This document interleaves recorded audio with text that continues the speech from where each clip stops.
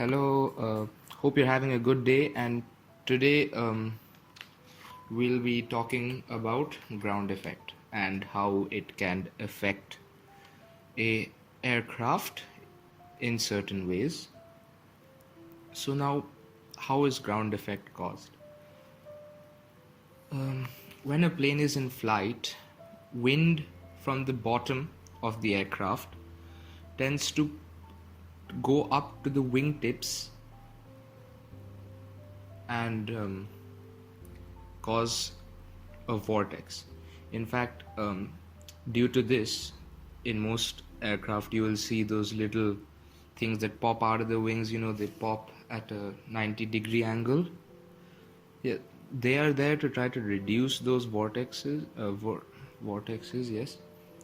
So, what this causes is this vortex can cause the wind above the wing to get deflected downwards.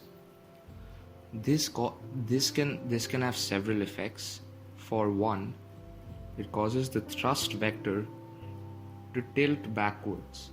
Now what this does is it causes additional drag to happen, and due to this the plane will lose speed. But when a plane is near the ground, the air below the wing is restricted due to the amount of wind, because as you lose altitude, wind will decrease, like when you're very close to the ground. So what this means that the vortexes also reduce. So this causes there to be lesser drag, as the thrust vector will come a little closer towards 90 degrees. So what this does is it reduces drag, and it also causes the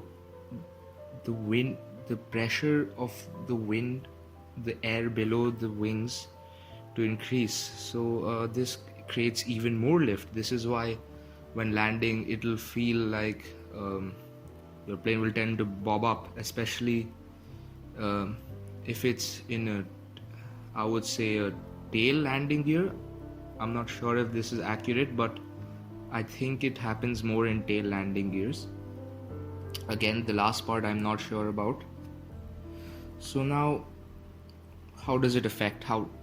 Why do we need to know about this? How does it affect the plane? So in takeoff, as the plane needs to literally take off, so what it does is, as it takes off and it exits the ground effect, it'll create lesser lift, because now the pressure of the wind below the wings will actually decrease, and there will be more air so the vortexes will become more powerful, causing more drag.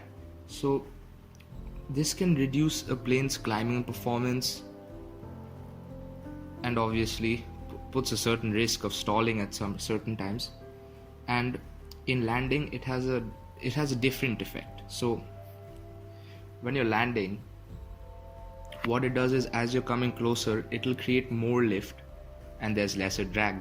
So it'll feel like the plane's like floating on its own. It's like it doesn't want to go down, it wants to stay up.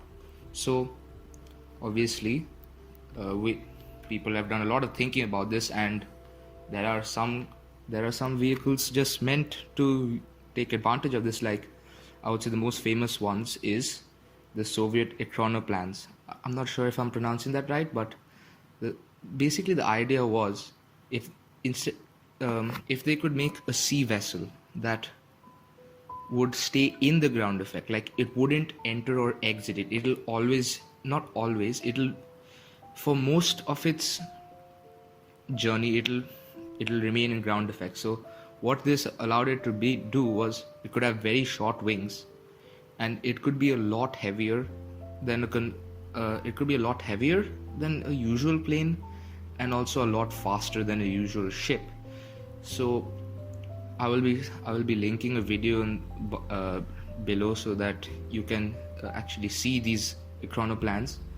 And Now there are some also called ground effect vehicles, and countries are getting interested in them. Like, they can certainly do well in flat land, calm waters, and that's it. See ya.